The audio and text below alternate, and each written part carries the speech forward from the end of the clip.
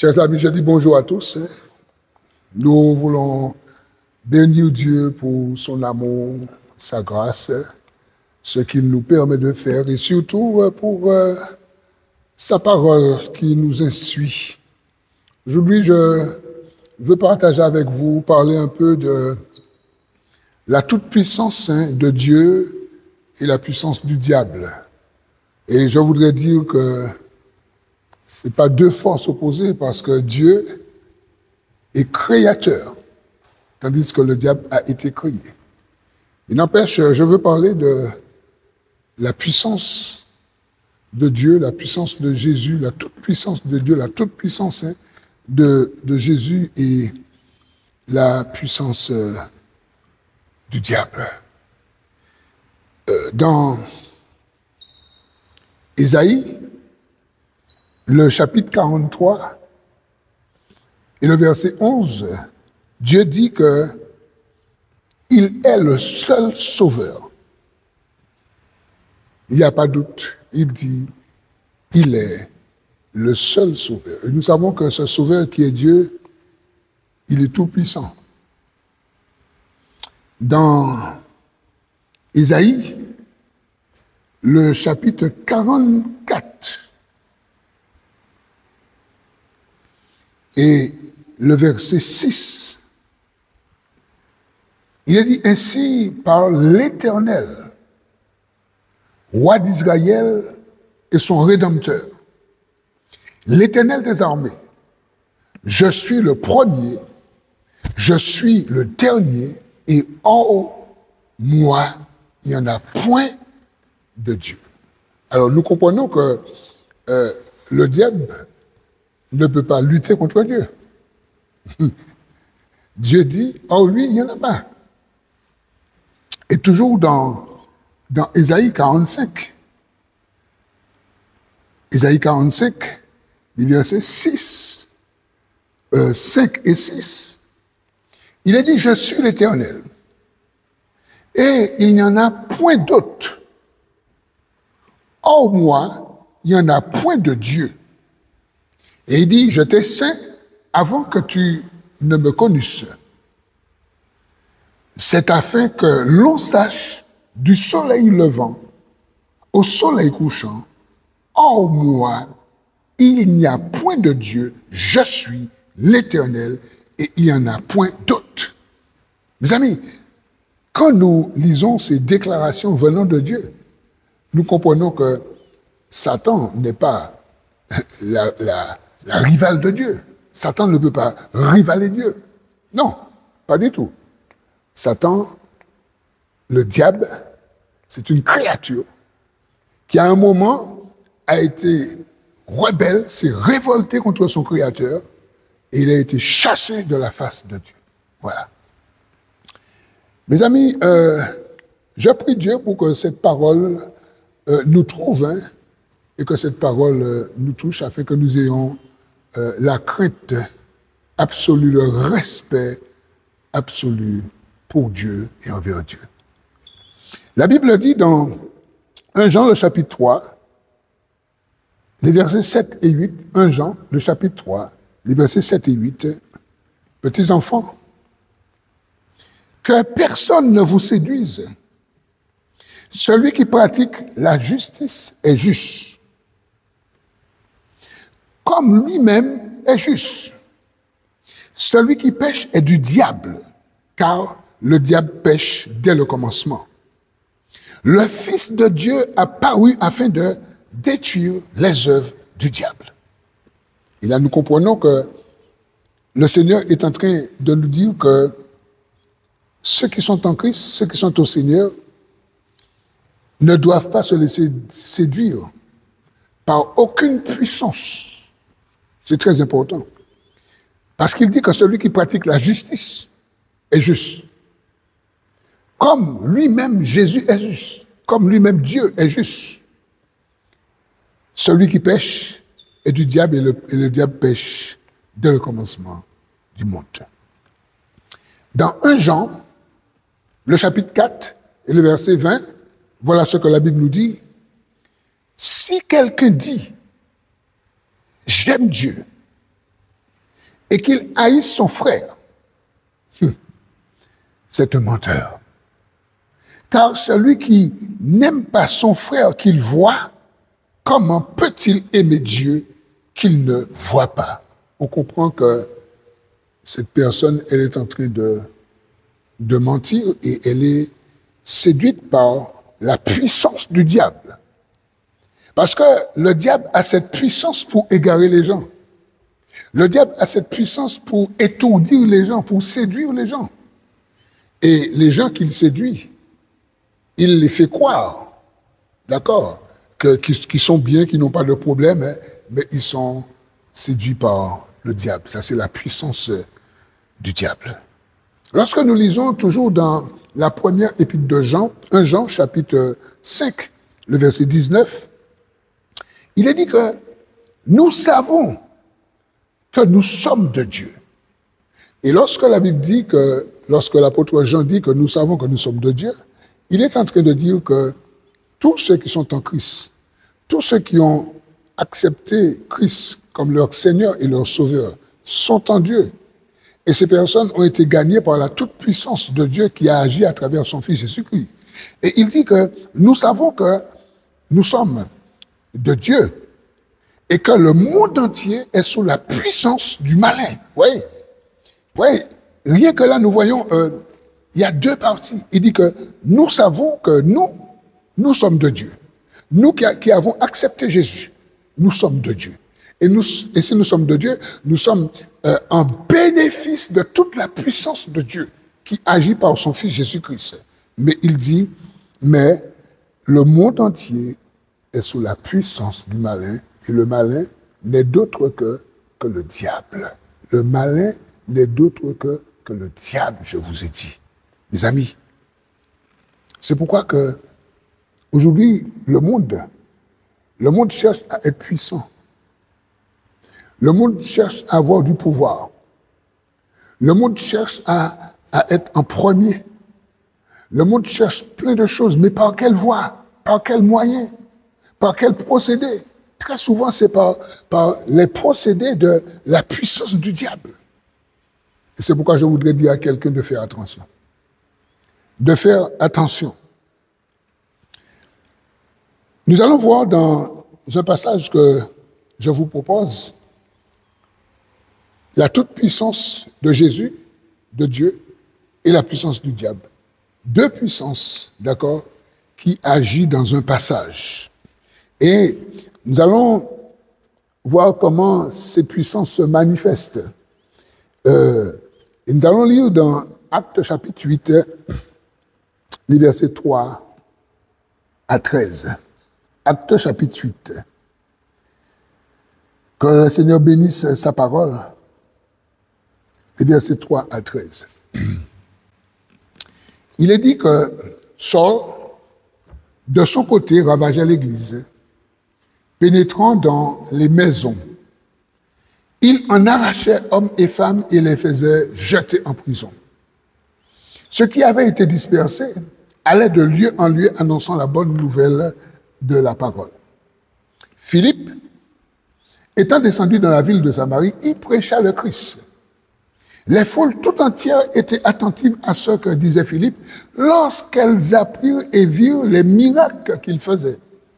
Car des esprits impurs sortaient de plusieurs démoniaques en poussant de grands cris. Et beaucoup de paralytiques et de boiteux furent guéris. Verset 8.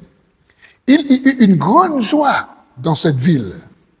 Il y avait auparavant dans la ville un homme nommé Simon,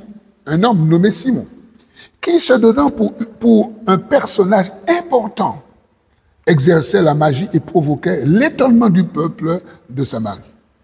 Tous, depuis le plus petit jusqu'au plus grand, l'écoutaient attentivement et disaient, celui-ci est la puissance de Dieu, celle qui s'appelle la grande. Ils l'écoutaient attentivement parce qu'il les avait longtemps étonnés par ses actes de magie.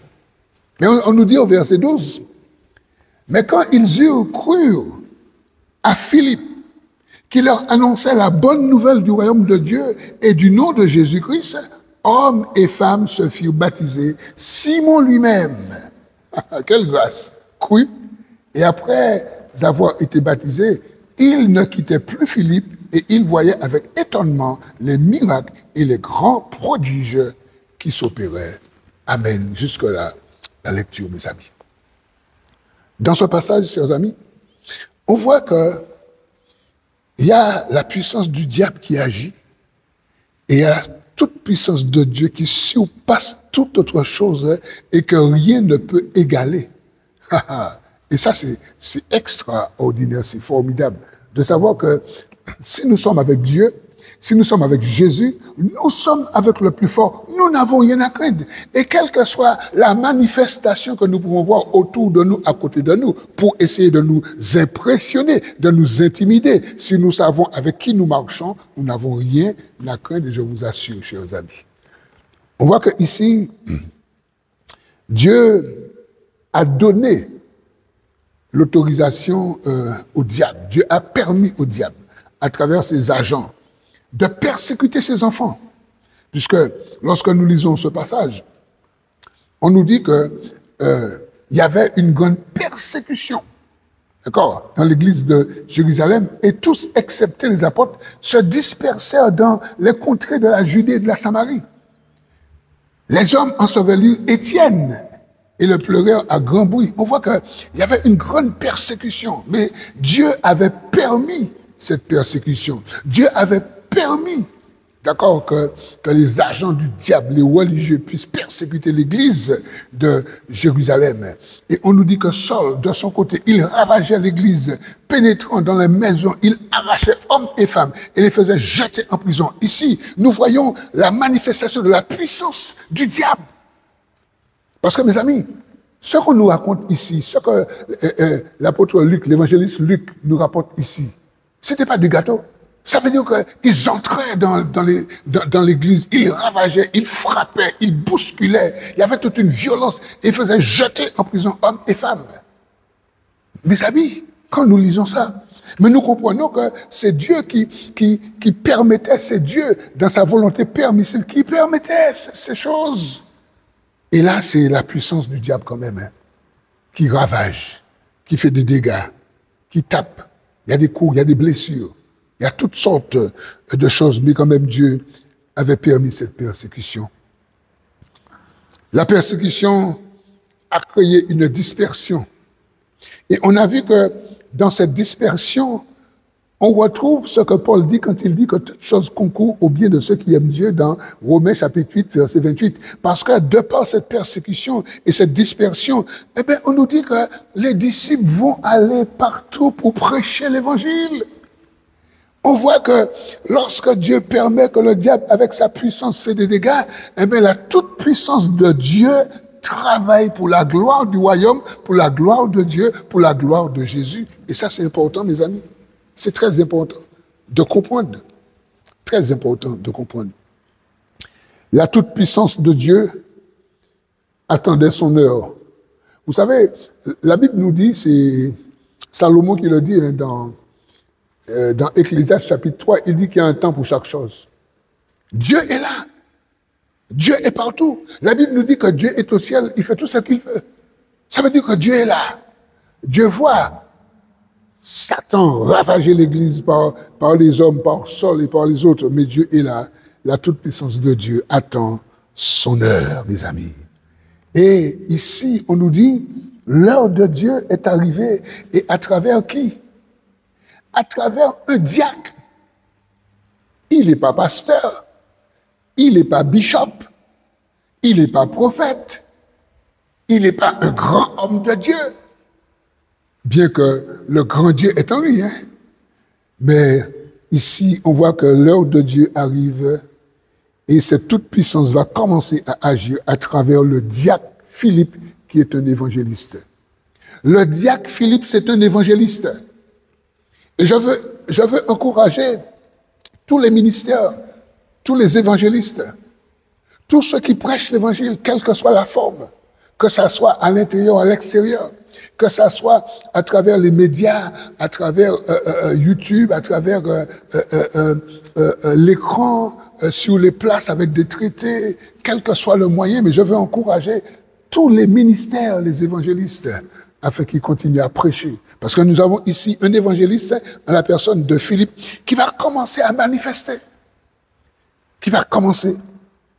Et je veux dire qu'il y avait des personnes qui écoutaient, des personnes qui regardaient et qui voyaient cette manifestation.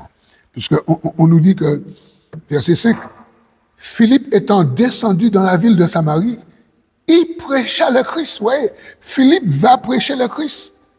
Philippe ne va pas prêcher une religion. Philippe ne va pas prêcher une dénomination. Philippe ne va pas prêcher une association.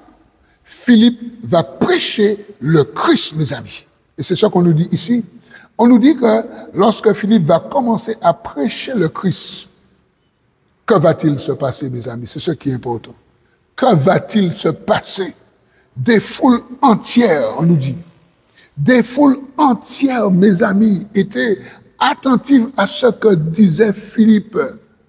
Et lorsqu'elles vont apprendre, lorsqu'elles vont voir les miracles que faisait Philippe par la toute-puissance du Saint-Esprit, par la toute-puissance de Dieu, par la toute-puissance de Jésus, les gens seront touchés. Les gens seront touchés. Mes amis, l'évangile, ce n'est pas un conte de fées. L'évangile, c'est la puissance de Dieu qui agit. L'évangile, c'est la puissance de Dieu qui amène les gens à la repentance. L'évangile, c'est la puissance de Dieu qui guérit les malades. L'évangile, c'est la puissance de Dieu qui délivre, qui chasse les démons. L'évangile, c'est la puissance de Dieu qui fait des choses extraordinaires. Ça c'est la toute-puissance de Dieu. Je voudrais dire que ce que Dieu demande pour que sa puissance se manifeste, sa toute-puissance se manifeste, ce qu'on appelle les critères. Lorsque nous lisons dans Acte 6, les versets 3, Acte 6, les versets 3, ou encore si je lis à partir du premier verset, on nous dit qu'en ce temps-là, le nombre des disciples augmenta. Et augmentant, les zénélistes murmurèrent contre les Hébreux parce que leurs veuves étaient négligées dans la distribution qui se faisait chaque jour. Les 12 convoquèrent la multitude des disciples et dirent, il n'est pas convenable que nous laissions la parole de Dieu pour servir aux tables. Et là, nous trouvons les critères. C'est pourquoi, frères, choisissez parmi vous 7 hommes de qui l'on rende un bon témoignage, qui soient pleins d'Esprit Saint, de sagesse, et que nous chargerons de cet emploi. Ici, le diacre Philippe fait partie de ces personnes, et dans ce verset, nous voyons les critères qu'il faut. Premièrement, on nous dit des hommes qui rendent un bon témoignage, avoir un bon témoignage. Ça veut dire que pas quelqu'un de menteur, de voleur, pas quelqu'un de vantard, non, pas quelqu'un de faux, quelqu'un de qui on rend un bon témoignage. Quelqu'un qui soit rempli d'Esprit Saint, rempli du Saint-Esprit. Quelqu'un plein de foi. Ça veut dire une personne qui ne craint pas, qui n'a pas peur, qui a basé sa foi sur la personne de Christ, sur la parole de Christ, sur les promesses de Christ. Et quelqu'un aussi rempli de sagesse. Voici ici, mes amis, les critères. Les critères. Et pourquoi? Et parce que Philippe avait tous ces critères. Philippe était un homme qui avait un bon témoignage. Philippe était cet homme qui était rempli du Saint-Esprit. Philippe était cet homme rempli de foi. Philippe était cet homme aussi avec beaucoup de sagesse. Et c'est pourquoi on nous dit que lorsque Philippe va descendre dans Acte 8, verset 5, Philippe étant descendu dans la ville de Samarie, il prêcha le Christ. Des foules entières étaient attentives à ce qu'il disait. Et ces foules ont vu les miracles, mes amis. C'est pourquoi que je voudrais vraiment dire à quelqu'un, peut-être monsieur, madame, toi qui regardes ce programme, peut-être que tu regardes les personnes qui disent qu'ils détiennent un certain pouvoir. Vous avez des personnes qui pensent qu'elles détiennent un certain pouvoir, qu'elles voient, qu'elles imaginent, qu'elles reçoivent des révélations. On consulte ces personnes, hein, parce que vous avez des problèmes, vous consultez les voyants, vous consultez ces personnes. Non, voilà un homme ici, en la personne de Simon, on va parler de lui dans un moment, d'accord, qui d'après lui avait une puissance. Mais on voit que la toute-puissance de Jésus à travers Philippe va déclasser cet homme, mes amis. C'est très important. Dans Acte 26, le verset 18, on voit on nous dit ici que Jésus avait appelé Paul afin qu'il ouvre les yeux des aveugles pour qu'il passe des ténèbres à la lumière, de la puissance de Satan à Dieu, oui, de la puissance de Satan, parce que les personnes qui n'ont pas Christ sont sous la puissance de Satan, de la puissance de Satan, on nous dit, à Dieu, et qu'ils reçoivent par la foi en Jésus-Christ le pardon des péchés et l'héritage avec les sanctifiés, mes amis.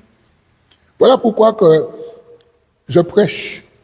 Voilà pourquoi que je prêche dans cette dimension pour parler de la puissance de Satan et la toute-puissance de Dieu. Voilà. Parce qu'il y en a qui sont sous cette puissance du diable et qui se sentent bien. D'accord? Il y en a parmi eux qui sont magiciens, qui sont menteurs, qui sont voyants, qui sont, je sais pas moi, toutes sortes de qualités d'après eux. Et nous avons la toute-puissance de Dieu, de Jésus qui fait la différence. C'est très important. Et quand vous avez reçu, quand vous êtes un serviteur, un disciple, une servante de Dieu, quand vous avez reçu, et tous ceux et toutes celles qui reçoivent de Dieu, qui reçoivent de Jésus, peuvent faire des miracles au nom de Jésus-Christ de Nazareth, peuvent chasser les démons au nom de Jésus-Christ de Nazareth, peuvent guérir les personnes qui sont malades, peuvent oindre d'huile, l'onction d'huile, les personnes qui sont malades, peuvent imposer les mains aux malades. Dans Marc, l'évangile de Marc, au chapitre 6 et au verset 13, on nous dit que les disciples que Jésus avait envoyés, on nous dit qu'ils ont oint d'huile des personnes, ils ont imposé les mains et il y a eu beaucoup de guérisons, beaucoup de miracles, mes amis. Ça c'est la toute-puissance de Jésus. Et la Bible nous dit dans Hébreux, le chapitre 8, le chapitre 13, verset 8, pardon, nous dit que Jésus est le même hier, aujourd'hui et éternellement. Ça veut dire que Jésus n'a pas changé. Et sa puissance n'a pas changé. Et il délègue sa puissance en son nom. Et peut-être que toi, tu es en train de regarder ce programme, peut-être que tu es malade. Peut-être que tu as une difficulté. Peut-être que tu es agité. Sache qu'au nom de Jésus-Christ de Nazareth, si tu crois à cette toute-puissance, tu peux obtenir ta délivrance, ta guérison dans le nom de Jésus. Mais il a foi, mon ami. Et quoi? Vraiment, que le Seigneur peut le faire pour toi. Mais il faut croire. Parce qu'en fait, si tu ne crois pas, tu auras des problèmes. Si tu ne crois pas, tu seras déçu. Il faut croire. C'est très important. On a une histoire dans Marc, le chapitre 2, une histoire dans Marc chapitre 2 qui nous montre la toute-puissance de Dieu à travers son Fils Jésus-Christ. Mais ça c'est vraiment la toute-puissance de Dieu. On va lire à partir du verset 3. On nous dit des gens vinrent à Jésus, amenant un paralytique porté par 4 hommes. Mais comme ils ne pouvaient l'aborder à cause de la foule, ils découvrirent le toit de la maison où il était. Et ils descendirent par cette ouverture le lit sur lequel était couché le paralytique. Verset 5. On nous dit, Jésus, voyant leur foi, Jésus a vu la foi de ces 4 hommes. Il dit au paralytique, mon enfant, tes péchés sont pardonnés. Mes amis, les gens ne pouvaient comprendre, les pasteurs du temps qui étaient là, les scribes, les pharisiens ne pouvaient comprendre. Jésus dit à cet homme, mon enfant, tes péchés sont pardonnés. Et je voudrais dire à quelqu'un, peut-être que tu es embarrassé avec tes péchés, peut-être que tu es asservi avec tes péchés, des vices, toutes sortes de choses. Sache que la seule personne capable, habilitée à te libérer, à te pardonner, à te délivrer, c'est Jésus-Christ de Nazareth, parce qu'il est tout puissant. Mon enfant, tes péchés sont pardonnés. Et on nous dit qu'il y avait quelques scribes qui étaient assis et qui disaient en dedans d'eux, comment cet homme parle-t-il ainsi? Il blasphème. Qui peut pardonner les péchés si ce n'est Dieu? Des scribes, des personnes qui étaient des copistes, des personnes qui avaient une entière connaissance de la loi. Eh bien, ils vont dire, mais ce monsieur-là, qui se prétend être le Fils de Dieu, mais il blasphème. Jésus, ayant aussitôt connu par son esprit ce qu'il pensait au-dedans d'eux. Voilà la toute-puissance de Dieu. La toute-puissance de Dieu, Jésus est Dieu, les gens sont en train de penser quelque chose dans leur esprit, dans leur cœur. Jésus sait, et Jésus leur dit, mais pourquoi avez-vous de telles pensées? Pourquoi avez-vous de telles pensées? Il leur dit, pourquoi avez-vous de telles pensées dans votre cœur? Lequel est plus aisé de dire au paralytique? Et là, il va leur poser, mais vraiment, une colle. Lequel est plus facile de dire, plus aisé de dire, tes péchés sont pardonnés, ou de dire, lève-toi, prends ton lit et marche. Quelle démonstration. Mes amis, imaginez-vous que vous êtes là, vous êtes présents, que vous voyez cette scène. Un homme qui parle, un homme malade, un homme handicapé depuis combien de temps? Malade. Et des religieux qui viennent contrôler le Seigneur, contrôler le Dieu, Dieu-homme. Ils viennent contrôler le Dieu-homme. Ils disent, mais ils blasphèment cet homme. Il mérite de mourir. Et c'est à Jésus de dire, lequel est plus aisé de dire, tes péchés te sont pardonnés ou lève-toi pour ton lit. Mes amis, verset 10. Or, Jésus parle, or, afin que vous sachiez que le Fils de l'homme, Jésus, a sur la terre le pouvoir de pardonner les péchés, je te l'ordonne, dit-il au paralytique, lève-toi, prends ton lit et va dans ta maison. Et à l'instant, il se leva, prit son lit et sortit en présence de tout le monde, de sorte qu'ils étaient tous dans l'étonnement et glorifiaient Dieu, disant, nous n'avons rien vu de pareil. Est-ce que nous sommes là?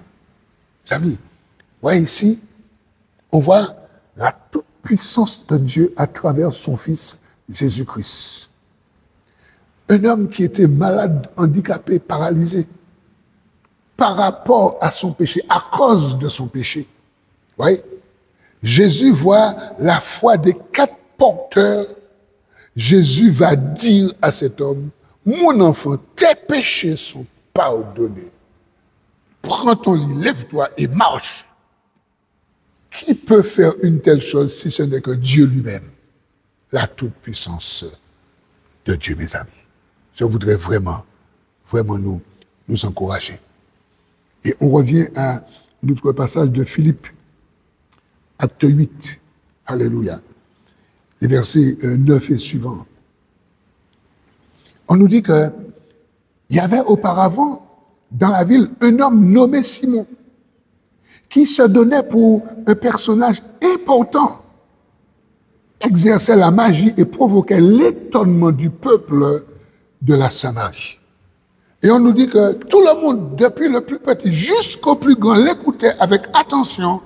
Et ces gens-là disaient que celui-ci est la puissance de Dieu, celle qui s'appelle la grande. Mes amis, lorsqu'on ne connaît pas Dieu, vous savez, lorsqu'on ne connaît pas Dieu, lorsqu'on ne connaît pas Jésus, lorsqu'on n'a pas le Saint-Esprit, on attribue à Dieu ce qui n'est pas à Dieu.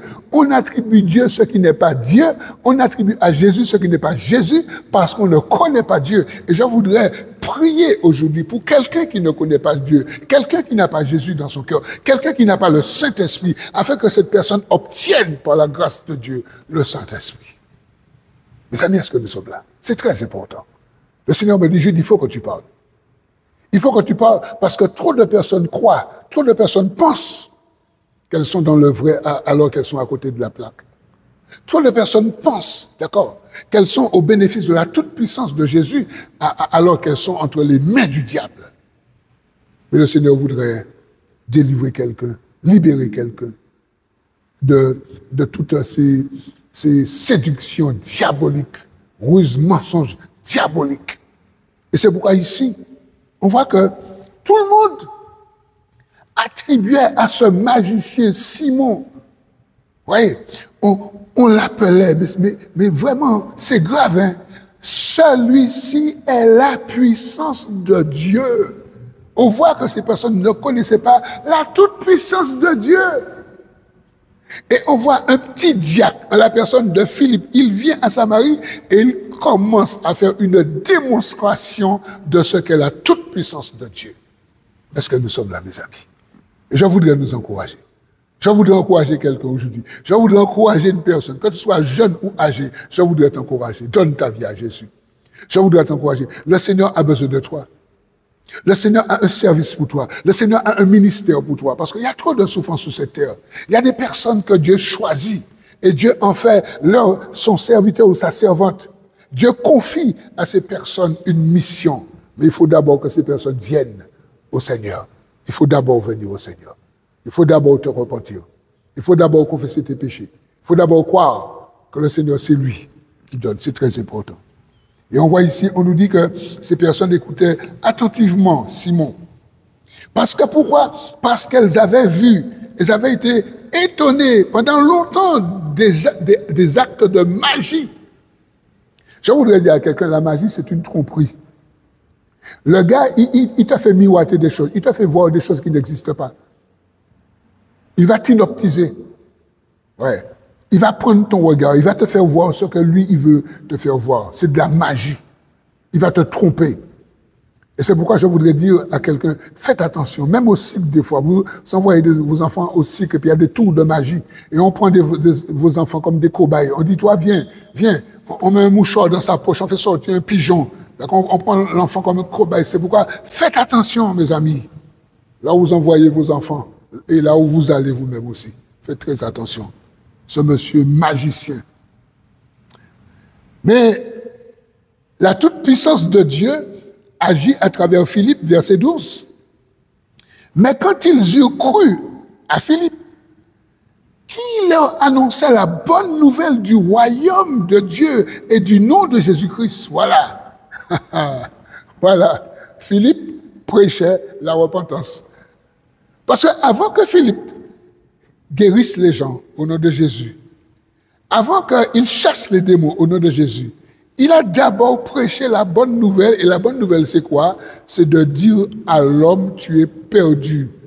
Tu es un pécheur perdu. Tu es privé de la grâce de Dieu. Mais grâce à Jésus qui a donné sa vie, grâce à Jésus qui a préféré laisser son trône, sa gloire, et venir sur cette terre pendant une trentaine d'années, 33 ans, d'accord? Et il a donné sa vie pour le pardon des péchés. Et c'est ce que Philippe a prêché. Philippe a prêché que Jésus vous aime. Philippe a prêché que Dieu vous aime. Dieu nous aime. Philippe a prêché, Jean 3,16, car Dieu a tellement aimé le monde qu'il a donné son Fils unique, afin que quiconque croit en lui ne périsse point, ne meure point, n'aille pas en enfer, n'aille pas au jugement, mais qu'il ait la vie pour l'éternité. Philippe a prêché ça. Et Philippe a aussi prêché que vous pouvez être pardonné, vous pouvez être guéri. Ouais, vous pouvez être libéré de tout démon. Philippe a prêché l'évangile, mes amis. Et on nous dit, écoutez bien ce qu'on nous dit, parce qu'il y a quelqu'un que le Seigneur veut te délivrer là aujourd'hui. On nous dit, mais quand ils eurent cru à Philippe, qui leur annonçait la bonne nouvelle du royaume de Dieu et du nom de Jésus-Christ, hommes et femmes se firent baptisés. Voilà la toute-puissance. Voilà la toute-puissance de Dieu. La toute-puissance de Dieu, mon ami, c'est que toi, que tu te repentes, que tu confesses ton péché et que tu te fasses baptiser, que tu acceptes Jésus, que tu te fasses baptiser. Et là, il n'y a pas question que j'ai été baptisé bébé. On ne parle pas du pédobaptiste, non. On ne parle pas de ça, parce que ce n'est pas biblique ça. Il n'y a pas ça dans la Bible, cette histoire de baptiser les bébés. Ça n'existe pas. Ça, c'est une fabrication de la religion, la grande religion qui a fabriqué ça. Et puis, la personne pense parce qu'elle a été baptisée bébé, elle est sauvée. C'est un mensonge, c'est pas vrai. Mais ici, on voit que lorsque Philippe va commencer, on voit ici, hommes et femmes vont se faire baptiser, verset 13. Simon, Quelle grâce! Le magicien. Simon, on nous dit lui-même, crut à la parole de Philippe, et après avoir été baptisé, il ne quittait plus Philippe, et il voyait avec étonnement les miracles et les prodiges qui s'opéraient. Mes amis, voici l'évangile. Voici, mes amis, la toute-puissance de Dieu. On voit ici la toute-puissance de Dieu qui agit. Il y a ici un magicien qui va se donner. Un magicien qui se donnait pour un homme important. Maintenant, ce magicien va se donner à Jésus. Ce magicien va s'incliner. Pourquoi? Parce qu'il va capituler. Il va comprendre que sa puissance, c'est zéro. Ce magicien qui était puissant, qu'on disait, celui-ci est la belle qui veut dire est de Dieu, comme on disait ça encore. On dit que celui-ci est la puissance de Dieu qui s'appelle la grande. Eh bien, il va se soumettre. Il va donner sa vie à Jésus. Il va se faire baptiser, mes amis. Ah, quelle grâce. La puissance de Dieu, la grande, va se soumettre à la toute-puissance de Dieu. Parce qu'on appelait Simon la puissance de Dieu, la grande, mais il va se soumettre à la vraie toute-puissance de Dieu, celle que Philippe a annoncée, et il prêche le Christ, et la vraie toute-puissance de Dieu se trouve en la personne de Jésus-Christ, qui libère, qui sauve, qui délivre, c'est très important. Je voudrais conclure. Jean, le chapitre 10, les versets 7 à 11. Et là, nous voyons que l'évangile sera prêché. Jean, chapitre 10, versets 7 à 11. Ici, Jésus leur dit encore, en vérité, je vous le dis, je suis la porte des brebis. Tous ceux qui sont venus avant moi sont des voleurs et des brigands, mais les brebis ne les ont point écoutés. Voilà. Ouais. Simon était là avant que Philippe arrive pour prêcher le Christ. Simon était là avant. Eh bien, Jésus dit que son esprit là, écoutez bien, tous ceux qui sont venus avant moi sont des voleurs et des brigands. Oui. Tant que quelqu'un n'a pas accepté le Christ, tant que quelqu'un ne s'est pas repenti, quelle que soit la religion dans laquelle tu te trouves, écoute-moi bien, même si tu es fâché, ça ne fait rien, mais c'est la vérité. Quelle que soit la religion dans laquelle tu te trouves, si tu ne t'es pas repenti, si tu n'as pas donné ta vie à Jésus-Christ de Nazareth, Jésus dit que tous ceux qui sont venus avant moi, ce sont des voleurs et des brigands, mais il dit, mais les brebis ne les ont point écoutés. Et il ajoute, je suis la porte. Mon ami, je voudrais te dire que Jésus, c'est lui la porte. La porte, ce n'est pas une religion. La porte, ce n'est pas une dénomination. La porte d'entrée, c'est Jésus. C'est lui, Jésus, la porte d'entrée. Et il est en train de te faire un clin d'œil. En créole, nous allons dire qu'il a fait un zédou. Ouais, il a fait un petit zédou, il a vini. D'accord? Je suis la porte. Verset 9. Si quelqu'un entre par moi, il sera sauvé, il entrera et il sortira et il trouvera des pâturages. Ça veut dire des vives. Dans le Seigneur, il n'y a pas de clochard. Dans le Seigneur, il n'y a pas de personne qui meurt de faim. Non, non, non, non, au contraire. Tu ne peux pas être dans la vie et que tu meurs de faim, mais non. Il y a un problème. Tu vois, Jésus dit, cette personne aura du bon pâturage. Et puis il dit que le voleur ne vient que pour dérober, égorger et détruire. Ça c'est la puissance du diable. Quand le diable agit, Jésus dit, c'est un voleur. Il vient pour dérober, il égorge, il détruit. Jésus dit, mais moi Jésus, je suis venu afin que les brebis aient la vie et qu'elles soient dans l'abondance. C'est ce que j'aime avec le Seigneur. Quand le Seigneur vient, mon ami, quand le Seigneur vient dans la vie de quelqu'un, c'est la puissance de Dieu qui se manifeste. Quand Jésus vient dans la vie de quelqu'un, il y a une transformation, il y a un changement. Quand quelqu'un comprend que la vie qu'il a menée jusqu'à cette heure n'était pas la gloire de Dieu, c'était une vie carnavalesque, c'était une vie, je ne sais pas moi, boîte de nuit, une vie de mensonge, une vie de fornication. ok, c'était une vie, je ne sais pas, de ruse, une vie de fraude, une vie d'alcoolisme, je ne sais pas quelle vie que tu mènes, mais tant que tu n'as pas Christ dans ta vie, d'accord, tu vas te rendre compte que la vie que tu menais elle n'était pas de Dieu. Mais une fois que tu donnes ta vie à Jésus, mon ami, et c'est ce que le Seigneur est en train de dire. Il dit, moi, Jésus, je suis venu afin que mes brebis, qu'elles aient la vie, mais qu'elles soient aussi dans l'abondance. Ça, c'est très important. Est-ce que tu veux être dans l'abondance?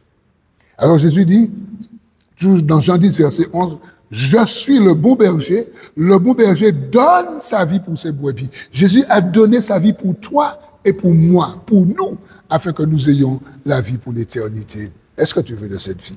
C'est très important. Au psaume 115, au verset 3, la Bible nous dit, psaume 115, verset 3, Dieu est au ciel et il fait ce qu'il veut. Ça nous dépasse. Dieu est au ciel et il fait ce qu'il veut. Tout en étant au ciel, il a permis que Philippe aille en Samarie et que Philippe démontre la toute-puissance de Dieu à travers le message de Christ et que des personnes soient sauvées, à tel point qu'un magicien qu'on voyait pour un homme important, il s'est donné à Christ, il s'est repenti. Quelle grâce! Simon faisait ce qu'on appelle des salles pleines. Parce que Dieu n'avait pas encore intervenu par Philippe. Mais on a compris que vraiment, le Seigneur, il a fait de bonnes choses. Et j'ai noté encore dans Colossiens chapitre 2, versets 14 et 15. Merci Seigneur pour ta parole. Colossiens chapitre 2, versets 14 et 15, parce que peut-être quelqu'un se dit, mais comment cette puissance, ou cette toute-puissance, mais comment elle agit? Où elle a trouvé ses forces? Mais comment elle opère? Qu'est-ce qui lui permet d'opérer cette toute-puissance? Paul dit dans Colossiens, chapitre 2, et si je lis à partir du verset 13, il dit, vous étiez morts par vos offenses et par l'incirconcision de votre chair. Jésus vous a rendu à la vie en vous faisant grâce pour toutes vos offenses. Vous voyez? Et puis verset 14. On nous dit qu'il a effacé l'acte dont les ordonnances nous condamnaient et qui subsistait contre nous. Parce que la Bible dit que tous ont péché et tous sont privés de la gloire de Dieu. Mais lorsque Jésus a accompli ce que Dieu l'avait envoyé accomplir, lorsque Jésus a dit que tout est accompli, dans Jean chapitre 19, verset 30, il va dire que tout est accompli. La Bible nous dit qu'il a effacé l'acte dont les ordonnances nous condamnaient et qui subsistait contre nous. Il l'a détruit en le clouant à la croix. Je voudrais te dire que c'est là où la toute-puissance de Dieu se manifeste à travers Jésus-Christ. Pourquoi? Parce que celui qui avait la puissance de la mort, celui dont Simon tirait sa puissance, la puissance du diable, à la croix du calvaire, Jésus a détruit ce pouvoir. Jésus a dépouillé. On nous dit qu'au verset 15, Colossiens 2, 15, il a dépouillé les dominations et les autorités. Vous savez ce que ça veut dire lorsqu'on parle de dépouiller? C'est si vous avez des grades sur vous, si vous avez des galons sur vous, si vous avez une étiquette qui est marquée général des généraux, eh bien, on arrache ça. On vous dépouille. On enlève tout ce que vous avez. On enlève tout votre vêtement de luxe. On enlève ça. On déchire ça. Eh bien, la Bible nous dit que Jésus a dépouillé les dominations, les autorités. Et Jésus les a livrées publiquement en spectacle, en triomphant d'elles par la croix. Voilà là où le Seigneur tire la toute-puissance. Et voilà pourquoi Philippe était rempli. Philippe avait cette toute-puissance, mes amis. Et c'est pourquoi que, vraiment, je bénis Dieu. Je bénis Dieu. Et je prie pour quelqu'un qui suit ce programme. Et Jésus lui-même a annoncé la fin de la puissance du diable, de Satan. Lorsque nous lisons dans Jean chapitre 12, versets 31 à 33, Jean 12, Quelle grâce. 31 à 33. Jésus dit maintenant, a lieu le jugement de ce monde. Maintenant, le prince de ce monde sera jeté dehors. Le prince de ce monde, c'est le diable. Et c'est Jésus qui parle, juste avant qu'on arrête Jésus pour le tuer. Il dit, et moi, quand j'aurai été élevé de la terre, j'attirerai tous les hommes à moi. En parlant ainsi, il indiquait de quelle mort qu'il devait mourir. Quelle grâce, mes amis. Et c'est là qu'on voit que Jésus, il n'a pas eu peur d'entrer dans cette mort. Bien que, après, il va dire aux disciples que mon âme est triste jusqu'à la mort, venez prier avec moi. Et il a dit à son père, Père, si tu pouvais éloigner cette coupe de moi, non pas ma volonté, mais ta volonté. Alors on comprend que Jésus est entré d'une manière brave dans cette mort pour arracher la puissance au niveau du diable. Et aujourd'hui, mes amis, tous ceux qui sont en Christ, Jésus nous a communiqué cette toute puissance. Mes amis, tous ceux qui sont en Christ, je voudrais encourager quelqu'un. Tous ceux qui sont en Christ, le Seigneur nous donne autorité et pouvoir. Tous ceux qui sont en Christ, ouais, il nous donne autorité et pouvoir de marcher sur les serpents, sur les scorpions, sur toute la puissance de l'ennemi du diable. Et il dit que rien, absolument rien ne peut nous nuire. Je voudrais prier avec vous. Est-ce qu'il y a des personnes qui là, aujourd'hui, tu as été touché par ce programme. Tu as été touché par ce message. Tu es impuissant devant ton péché. Tu es impuissant devant le diable. Tu es impuissant devant l'alcool.